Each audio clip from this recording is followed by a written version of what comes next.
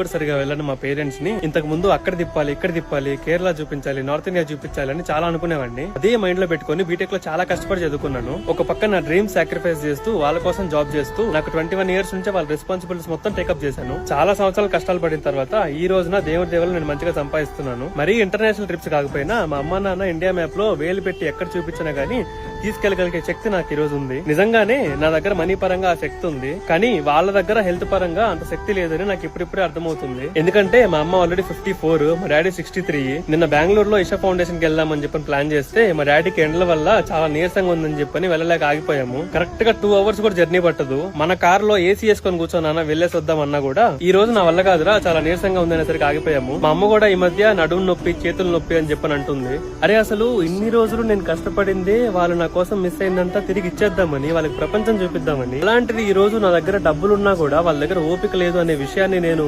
తీసుకోలేకపోతున్నాను.